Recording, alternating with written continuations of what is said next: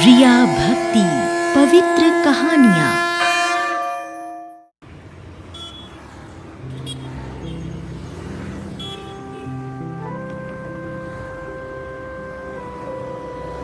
Rakesh highway के किनारे एक पेड़ के नीचे हर रोज अपना छोले चावल का ठेला लगाया करता था। राकेश के छोले चावल बड़े ही स्वादिष्ट होते थे, इसीलिए राकेश के ठेले पर ग्राहकों की लंबी लाइन लगी रहती थी।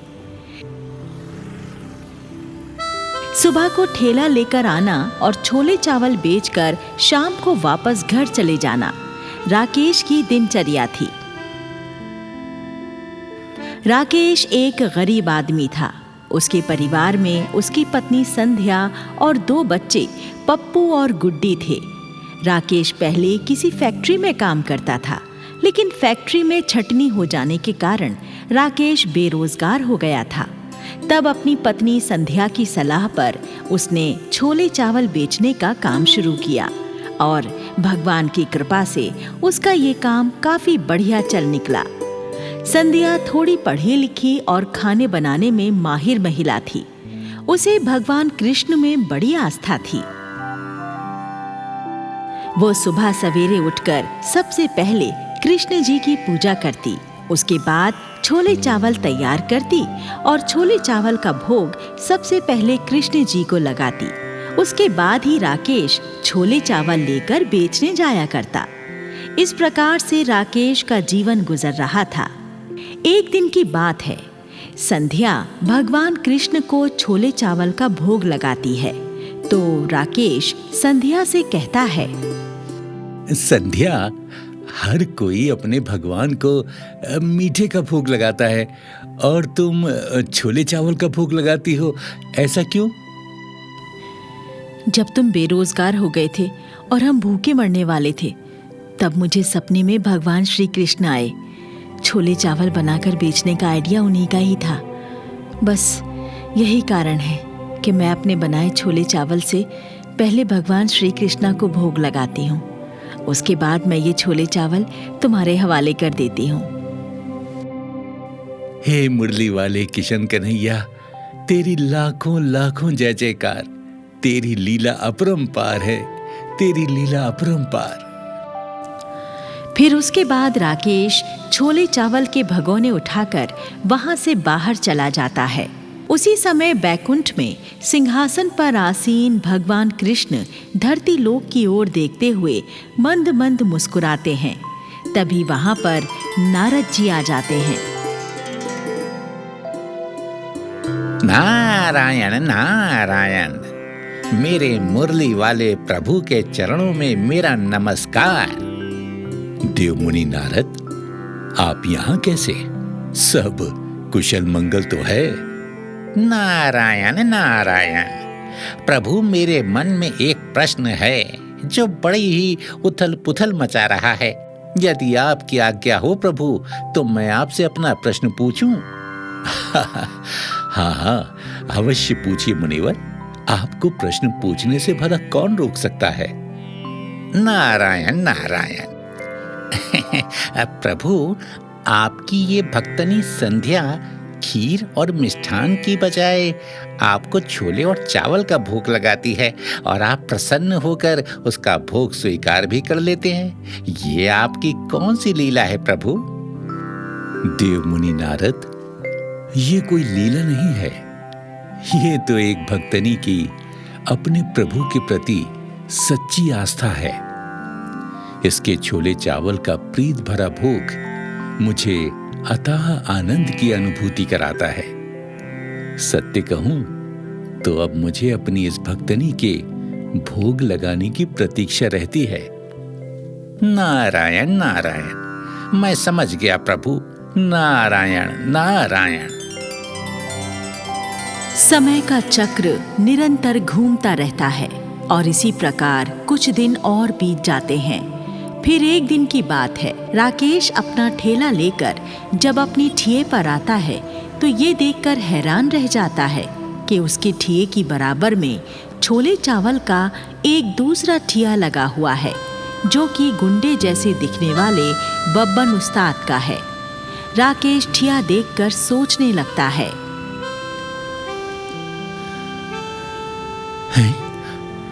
अरे ये बब्बन उस्ताद कौन आ गया मेरी दुकानदारी खराब करने। चलो कोई बात नहीं, ये तो बेचारा मेरे छोले चावल के स्वाद का मुकाबला कहाँ कर पाएगा, और मेरे ग्राहक तो मेरे पास ही खाने आएंगे ना। राकेश अपना ठिया लगा लेता है और ग्राहकों के आने की प्रतीक्षा करने लगता है। बब्बन उस्ताद ने राकेश से कम दामों पर छोले चावल की प्लेट बेचनी शुरू कर दी थी, इसलिए उसके ठिये पर ग्राहकों की काफी भीड़ लगी हुई थी और राकेश के ठिये पर 1-2 ग्राहक ही आए थे। राकेश काफी परेशान हो रहा था। ये बेवकूफ आदमी मुझसे कम रेट में छोले चावल की प्लेट बेचकर अपना काफी नुकसान करके घर जाएगा। बब्बन उस्ताद कुछ ही घंटों में अपने सारे छोले चावल बेचकर वहां से चला जाता है और उस दिन राकेश के सारे छोले चावल ऐसे ही बचे पड़े रह जाते हैं। तो वो सोचता है, अरे मेरा तो सारा माल बचा रह गया, अब मैं इतने सारे छोले चावल का क्या करूंगा। घर ले जाऊंगा तो ये खराब हो जाएंगे। ऐसा करता हूं, इन छोले चावलों को भूखे भिखारियों में बांट देता हूं, कम से कम उनका पेट तो भरेगा। राकेश अपना ठेला लेकर एक मंदिर के बाहर पहुंच जाता है और अपने सारे छोले चावल भिखारियों में बांटकर अपने घर की ओर चल पड़ता है। घर आकर राकेश सारा हाल संध्या को सुना देता है तो वो कहती है, आप इस बात की बिल्कुल भी टेंशन मत लीजिए, ये सब तो भाग्य की बातें हैं। आज हमारे भाग्य में नुकसान होना लिखा था, सो हो गया। मुझे पूरा विश्वास है कल ऐसा कुछ भी नहीं होगा।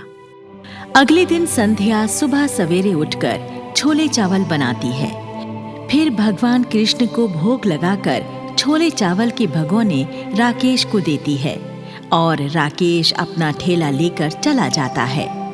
राकेश अपने ठिये पर आ खड़ा होता है, लेकिन आज भी कल की तरह सारे ग्राहक बब्बन उस्ताद के ठिये पर ही छोले चावल खाने आते हैं और राकेश के सारे छोले चावल बचे रह जाते हैं।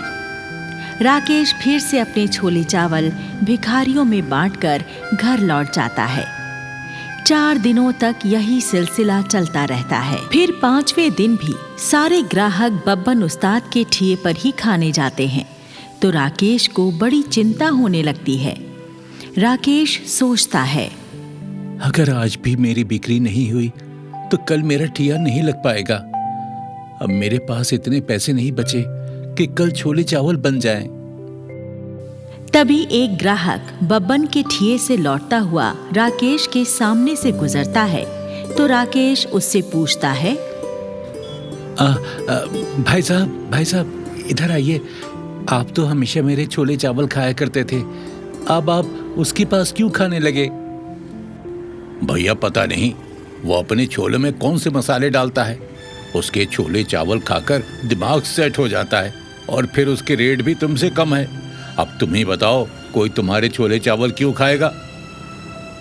राकेश तुरंत समझ जाता है कि बब्बन उस्ताद अपने छोलों में अफीम का छोंक लगाता है, तभी तो उसके छोले खाकर ग्राहकों को हल्का सा नशा हो जाता है और उनका दिमाग सेट हो जाता है। ये काला बाजारी होती देख राकेश से रहा नहीं जाता और वो बब्बन के पास पहुंचकर कहता है, बब्बन उस्ताद, मैं जान गया हूँ तुम्हारे छोले चावल की इतनी ज्यादा बिक्री का रहस्य। तुम छोलों में अफीम का छोका लगाते हो, तुम लोगों के स्वास्थ्य के साथ घिनौना खिलवाड़ कर रहे हो। अरे ओ भाई, तू जाकर अपने छोले चावल बेच, क्यों फोकट में अपन पर झूठा आरोप लगा रहा है? चल फूट। मैं आरोप नहीं लगा रहा, सच बोल रहा हूँ। मैं अभी पुलिस को बुलाकर तुम्हारे छोलों की लेबोरेटरी जांच करा दूंगा तो सारी सच्चाई सामने आ जाएगी। अबे ओ खन खजूरे, तू जो चाहे मर्जी कर ले, पर मेरा ठिया यहाँ से नहीं हटा पाएगा, समझ गया तू? बात बढ़ती जाती है और राकेश और बब्बन में हाथापाई हो जाती है। बब्बन उस्ताद राकेश को धक्का देता है और राकेश एक पत्थर के टुकड़े के ऊपर गिर पड़ता है और उसकी पीठ की हड्डी टूट जाती है। मर गया रे। पीठ की हड्डी टूट जाने के कारण राकेश अब खड़ा भी नहीं हो पा रहा था। कुछ लोग उसे उसी के ठेले पर डालकर उसके घर छोड़ जाते हैं।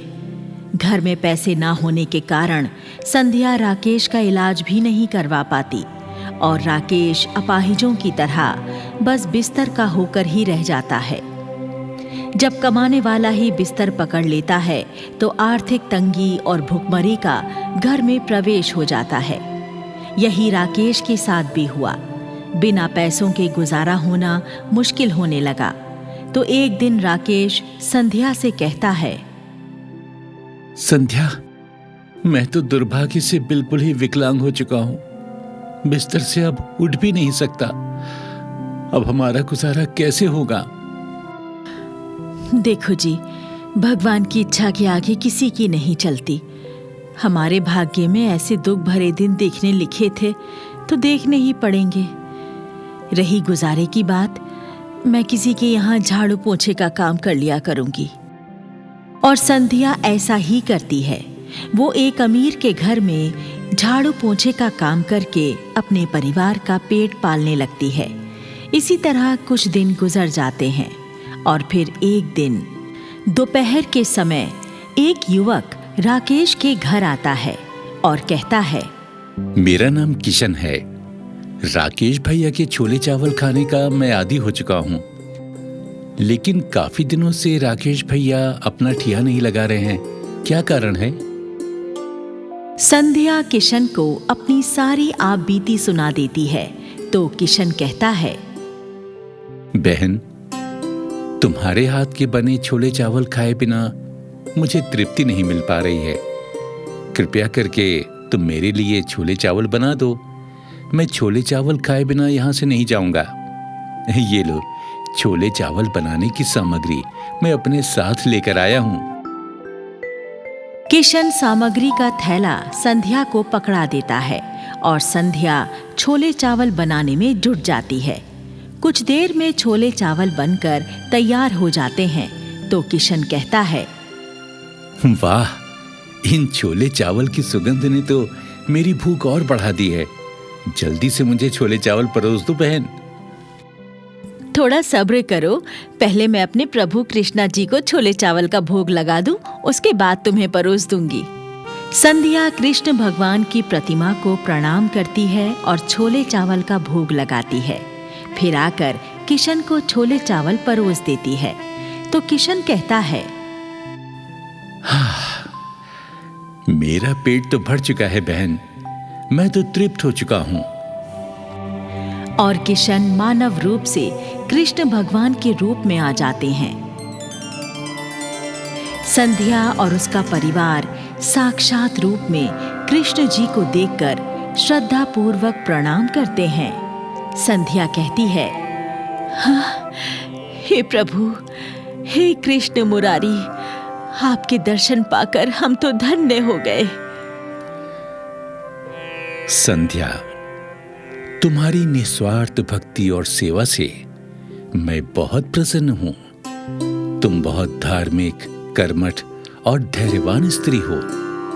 मेरे आशीर्वाद से तुम्हारे सारे दुख सुखों में बदल जाएंगे।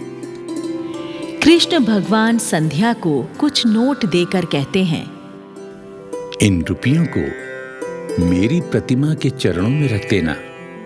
तत्पश्चात तुम इन रुपयों में से जितने भी रुपए खर्च कर लेना, परंतु ये रुपए कभी समाप्त ही नहीं होंगे। प्रभु, आपने मेरी गरीबी दूर करने का उपाय तो कर दिया। अब मेरे पति को भी अपनी कृपा से ठीक करके मुझ पर दया कर दीजिए प्रभु। भगवान कृष्ण अपने अलौकिक शक्ति से राकेश को भी ठीक कर देते हैं और फिर अंतर्ध्यान हो जाते हैं। भगवान कृष्ण के चमत्कार से बब्बन उस्ताद को छोलों में अफीम का छौंक लगाने के जुर्म में पुलिस पकड़ कर ले जाती है। राकेश फिर से अपना छोले चावल बेचने का काम शुरू कर देता है और उसके ठिये पर अब पहले से कई गुना ज्यादा ग्राहक आने लगे हैं। संध्या की निस्वार्थ भक्ति से संध्या के परिवार का दुर्भाग्य सौभाग्य में बदल चुका है और पूरा परिवार सुखी जीवन जीने लगता है।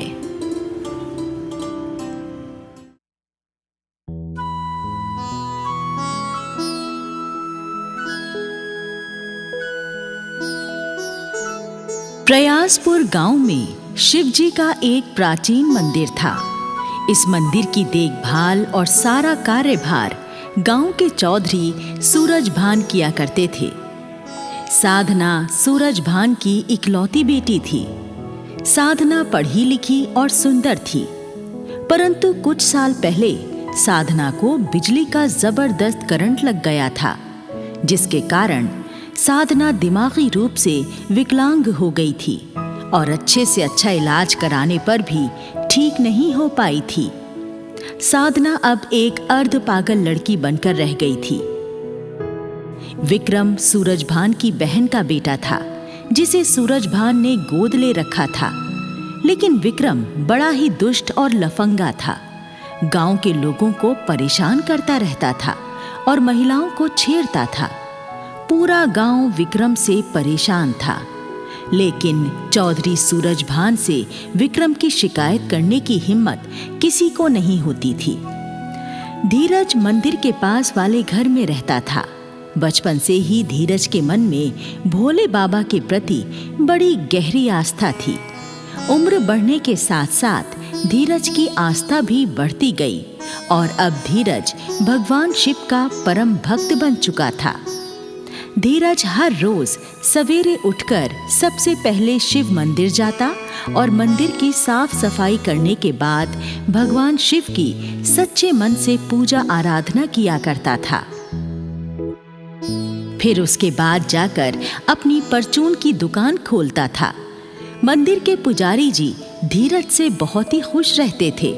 वो हमेशा ही धीरज की मंदिर सेवा देखकर कहते थे,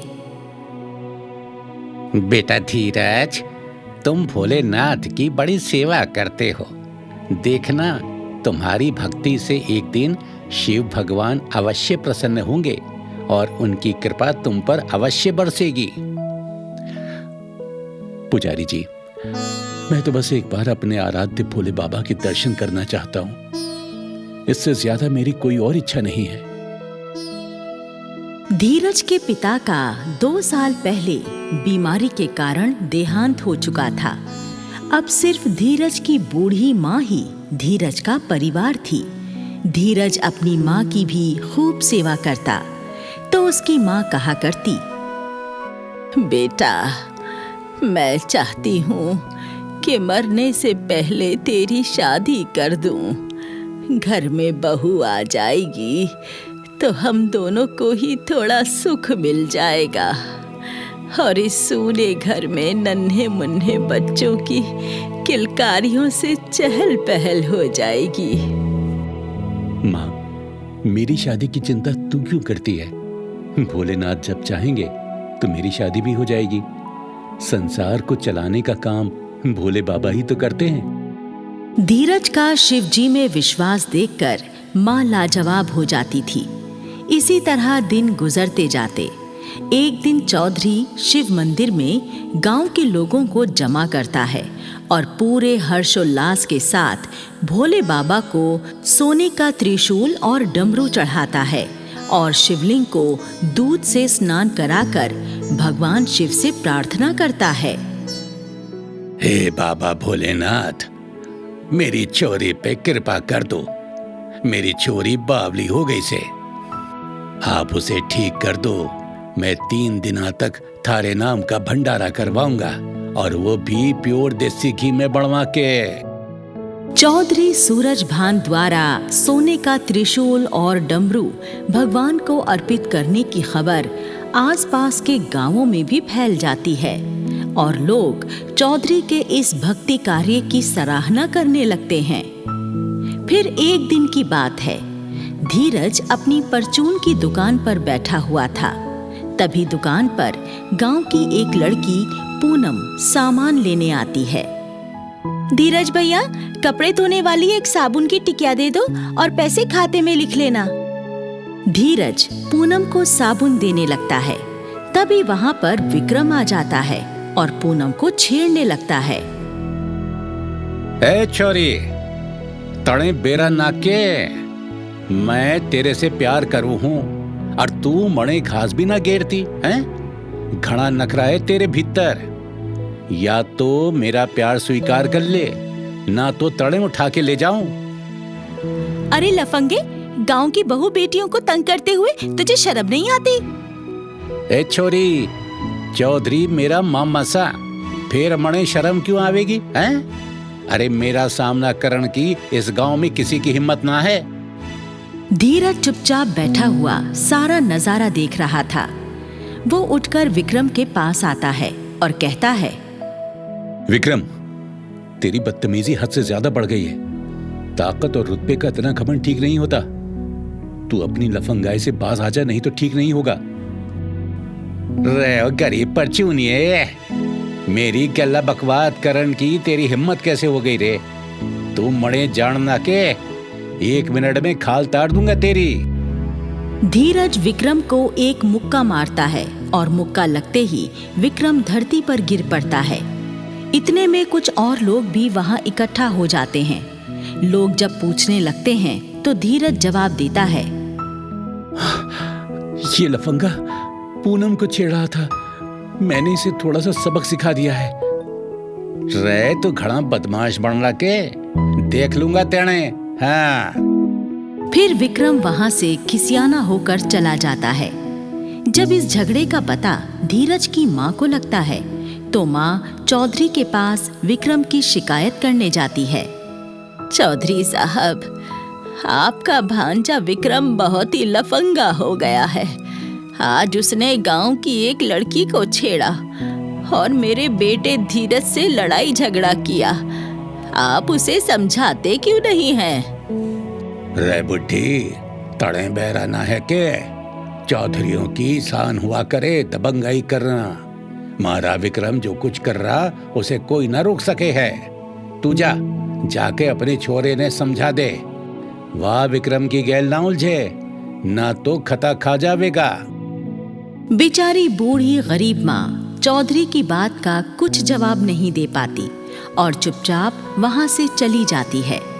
इसी तरह कुछ दिन गुजर जाते हैं और फिर एक दिन की बात है, प्रातःकाल होते ही धीरज अपने नियमानुसार मंदिर आकर मंदिर की सफाई करता है और भगवान शिव की पूजा अर्चना करता है। तभी वहां पर पुजारी जी भी आ जाते हैं और धीरज को पूजा करते देख बड़े प्रसन्न होते हैं। शिव शिव शिव शिव शिव, ये लड़का कितनी अंतरात्मा से भगवान की पूजा करता है। एक दिन इसकी भक्ति में शक्ति अवश्य उत्पन्न होगी। हाँ। ये कहकर पुजारी जी वहां से चले जाते हैं और थोड़ी देर बाद पूजा संपन्न करके धीरज मंदिर से चला जाता है और अपनी दुकान खोलकर बैठ जाता है। फिर जब पुजारी जी मंदिर में वापस आते हैं तो क्या देखते हैं कि शिव जी के त्रिशूल पर लटका हुआ सोने का वो डमरू गायब था जो चौधरी ने मंदिर में चढ़ाया था। पुजारी जी डमरू को गायब पाकर हड़बड़ा जाते हैं। अरे, भगवान जी का डमरू कहाँ गायब हो गया? लगता है डमरू चोरी हो गया है। मुझे तुरंत ये बात चौधरी साहब को बता देनी चाहिए, नहीं तो गजब हो जाएगा। चौधरी साहब, आपके द्वारा भगवान को चढ़ाया हुआ सोने का डमरू चोरी हो गया, गजब हो गया। अरे, किसकी हिम्मत हो गई हमारे मंदिर में चोरी करने की? रे विक्रम, जल्दी से गाड़ी निकाल, हमें मंदिर चलना से। तभी चौधरी की अर्ध पागल बेटी साधना भी वहां आ जाती है और कहती है, पिताजी, मैं भी थारे संग मंदिर चलूंगी। ठीक है बेटी, तू भी चल। आजा, गाड़ी में बैठ ले। चौधरी सब लोगों के साथ गाड़ी में बैठकर मंदिर पहुंच जाता है। वहां धीरज और उसकी माँ के अलावा कुछ गांव वाले पहले से ही इकट्ठा थे। चौधरी सबसे पूछता है, रे मरने पता से चोरी तो किसी गांव के आदमी ने ही करी से, पर करी किसने है या भी मैं पता लगा ही लूंगा और फिर चोर को गोली से उड़ा दूंगा। अरे मामा जी, जो भी आदमी सबसे पहले मंदिर आया होगा ना, डमरू भी उसी ने ही चुराया होगा। हाँ, या बात तड़े ठीक कही से। बोल पुजारी, पहले मंदिर कौन आया था? तुम्हें कुछ पता है के? पुजारी के बोलने से पहले धीरज कहता है, चौधरी साहब, मैं हर रोज सबसे पहले मंदिर आता हूं, पर मैं चोर नहीं हूं। मैं भगवान का डमरू चुराने का पाप भला कैसे कर सकता हूं? रे बावली पूंछ, चोर चोरी करके कभी कबूल ना करता। डमरू की चोरी पक्कम पक्का तड़े करी से। सच सच बोल दे, न तो गोली मार दूंगा तड़े। मने पूरा विश्वास है मामा जी, चोरी इसी हरामी ने करी से। नहीं नहीं, मेरा बेटा तो भोलेनाथ का परम भक्त है, ये भगवान का डमरू नहीं चुरा सकता। नहीं नहीं। धीरज अपने ऊपर चोरी का इल्जाम लगते देख भोले बाबा के सामने रोते हुए गिड़गिड़ाने लगता है। हे त्रिकालदर्शी भोलेनाथ, मेरी सहायता करो। मैंने सदा सच्चे मन से आपकी सेवा की है। अपने भक्त को इस चोरी के झूठे इल्जाम से बचा लो प्रभु, नहीं तो मैं आपके चरणों में अपना सर पटक पटक कर अपनी जान दे दूंगा प्रभु। और धीरज भगवान के चरणों में अपना सर पटकने लगता है। तभी साधना कहने लगती है, पिताजी पिताजी, मुझे पता है भगवान जी का डमरू किससे। डमरू हमारी हवेली में भूसे के ढेर में छुपा हुआ है। विक्रम भैया को मैंने डमरू छुपाते हुए देखा था। साधना की बात से विक्रम सटपटा जाता है। रे विक्रम, यू साधना ठीक कह रही है क्या? विक्रम डर के मारे थर थर कांपने लगता है और सब सच सच बता देता है। मणे माफ कर दो मामा जी, मणे माफ कर दो मामा जी। मैंने धीरज से अपनी बेइज्जती का बदला लेने के लिए भगवान का डमरू चुराया था, ताकि पूरे गांव में इसकी बदनामी हो जावे। रे नालायक, तेरे जैसे चोर की हमारे गांव में कोई जगह ना से। जा, निकल जा इस गांव से। विक्रम अपना सा मुंह लेकर चला जाता है। रे धीरज, तेरी भक्ति ने तो चमत्कार कर दिया। 1 मिनट में ही चोर को पकड़वा दिया।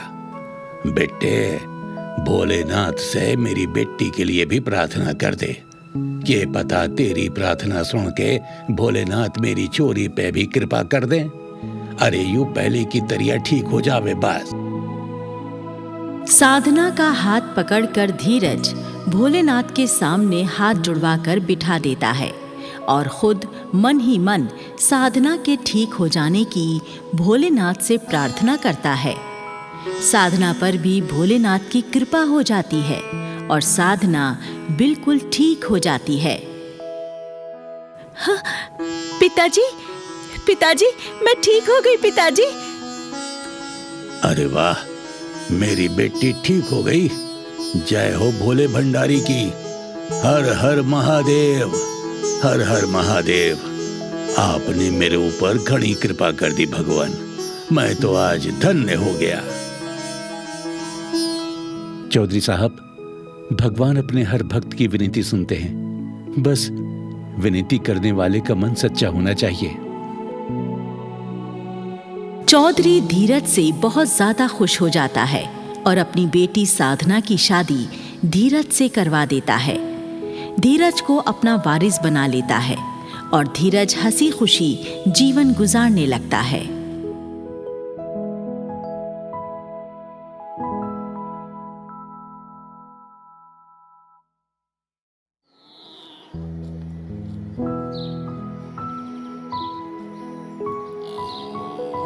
एक बार की बात है, एक गांव में किशोर नाम का एक दूधिया रहता था। किशोर ने कई सारी गायें पाल रखी थी। किशोर और उसकी पत्नी माला गायों की बड़ी सेवा करते थे। दोनों मिलकर गायों को अच्छे से चारा पानी देते थे और दूध के समय दूध निकाला करते थे।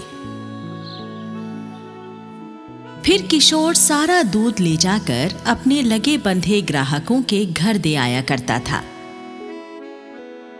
किशोर बिना पानी मिलाए शुद्ध दूध ही बेचा करता था, इसलिए किशोर के ग्राहक किशोर के अलावा किसी से भी दूध नहीं लेते थे। किशोर और माला गणेश भगवान में बड़ी आस्था रखते थे। हर कार्य के शुरू करने से पहले वो गणेश जी की पूजा अवश्य किया करते थे और भोजन करने से पहले गणेश जी को भोग लगाते थे, फिर खुद भोजन करते। गणेश जी की कृपा से किशोर के जीवन की गाड़ी बढ़िया चल रही थी। किशोर और माला दान पुण्य करने का भी कोई मौका हाथ से नहीं जाने देते थे। एक दिन की बात है, एक भूखी कुतिया अपने 3-4 पिल्लों के साथ किशोर के घर में घुस आई। उस समय किशोर और माला खाना खा रहे थे। कुतिया कूं कूं करके कुछ खाने को मांगने लगी तो किशोर माला से कहता है, माला, लगता है ये बेजुबान कुतिया और इसके बच्चे भूखे हैं, इन्हें कुछ खाने को दे दो ना। देखो जी, फालतू खाना तो है नहीं घर में, बस जो खाना थोड़ा बहुत है वो यही है।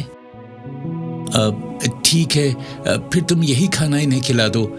हम एक समय खाना नहीं खाएंगे तो कोई फर्क नहीं पड़ेगा, पर इन बेचारे भूखे बेजुबानों का पेट तो भर ही जाएगा ना। ठीक है, मैं ये खाना इन्हें खिला देती हूँ। माला खाना लेकर घर के बाहर चली जाती है। कुतिया भी अपने बच्चों के साथ माला के पीछे पीछे बाहर आ जाती है। माला कुतिया को खाना डालती है। कुतिया और उसके बच्चे मजे से खाना खाने लगते हैं। इसी तरह से दिन गुजरते जाते हैं और एक दिन किशोर दूध लेकर गांव में दूध देने जा रहा होता है कि किशोर का पांव केले के छिलके पर पड़ता है और वो धड़ाम से फिसल जाता है। किशोर का सारा दूध बिखर जाता है और किशोर के कूल्हे की हड्डी भी टूट जाती है।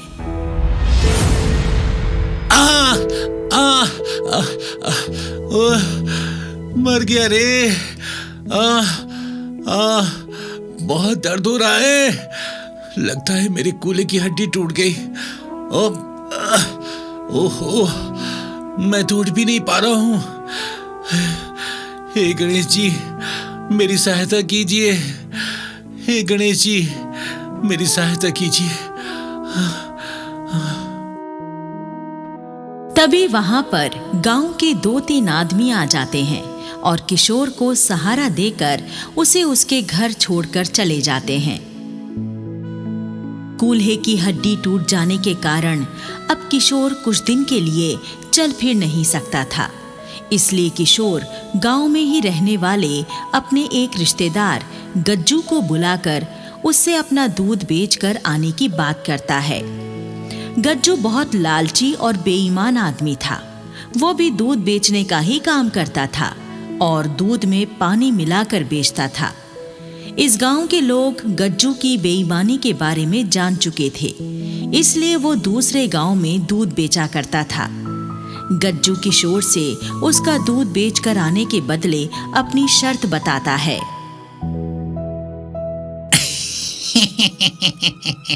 अरे किशोर भैया, तुम फिक्र मत करो, मैं तुम्हारी गायों का दूध निकाल कर तुम्हारे सभी ग्राहकों को पहुंचा दिया करूंगा, लेकिन हाँ, बदले में 100 रुपए रोज के लिया करूंगा। अब बोलो, मंजूर है? हाँ, ठीक है भैया, अब मंजूर है गज्जू भैया। हाँ। अब गज्जू रोजाना किशोर की गायों को दुहता और दूध ले जाकर ग्राहकों तक पहुंचा देता और अपने तय किए हुए 100 रुपए किशोर से शाम को ले लेता। एक दिन गज्जू के लालची मन में लालच आ जाता है और वो सोचता है, अरे ये किशोर तो कोरा मूर्ख है, मूर्ख, जो प्योर दूध लोगों को बेचता है। क्यों ना मैं दूध में आधा पानी मिलाकर बेचूं? किसी को कुछ भी पता नहीं चलेगा और मुझे काफी मुनाफा भी हो जाया करेगा। गज्जू ऐसा ही करने लगता है और वो किशोर वाले दूध में आधा पानी मिलाकर दूध बेचने लगता है। 1-2 दिन बाद ही ग्राहक गज्जू से दूध पतला होने की शिकायत करने लगते हैं। क्यों रे गज्जू, किशोर जब तक दूध दे रहा था तब तक तो दूध काफी गाढ़ा था, मलाई भी खूब मोटी उतरती थी, पर जब से तू दूध ला रहा है दूध काफी पतला हो गया है। ऐसा तो नहीं तूने पानी मिलाना शुरू कर दिया हो? ना ना बहन जी, असल में बात ये है कि आजकल गर्मी काफी बढ़ गई है, गाय पानी ज्यादा पीने लगी है, बस इसी वजह से दूध थोड़ा पतला हो गया है। इसी तरह कुछ दिन और गुजर जाते हैं और गणेश महोत्सव आ जाता है। किशोर हर गणेश महोत्सव पर गणेश जी के मंदिर में अपनी गायों का दूध फ्री पहुंचाया करता था। किशोर द्वारा मंदिर को दान किए गए दूध से ही खीर का प्रसाद बनाया जाता था और गणेश जी को भोग लगाने के पश्चात सभी श्रद्धालुओं में खीर का प्रसाद वितरण किया जाता था।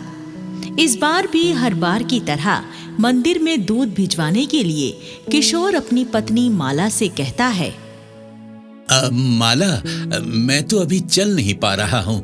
क्या तुम गणेश महोत्सव में बनने वाले खीर के प्रसाद के लिए मंदिर में दूध पहुँचा सकती हो? मैं इतना सारा दूध अकेले नहीं ले जा सकती, पर आप चिंता मत करो, मैं गज्जू भैया के हाथों मंदिर में दूध भिजवा दूंगी। हाँ।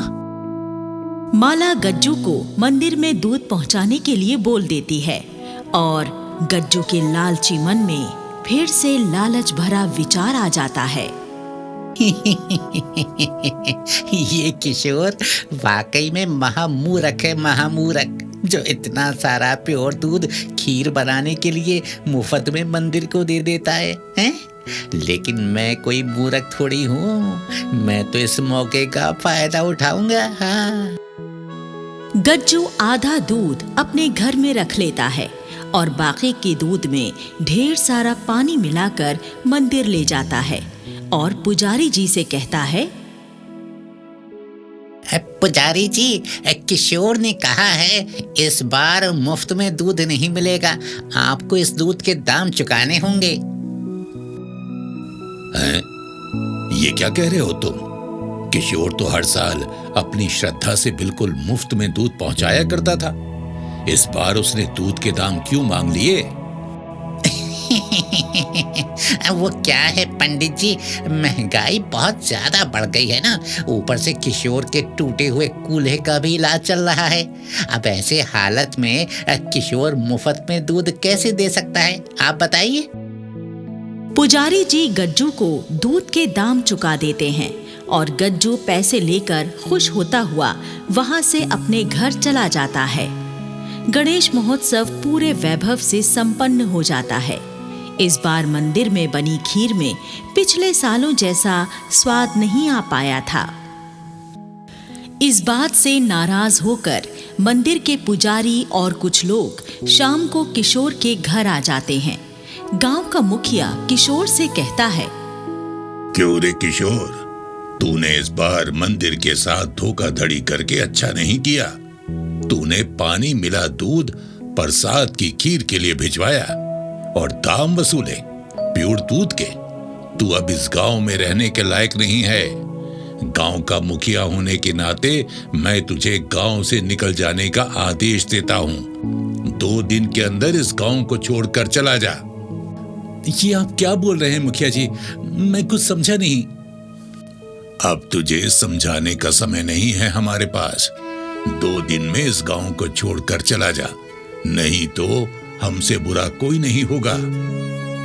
सारे लोग किशोर की बात सुने बिना ही वहां से चले जाते हैं।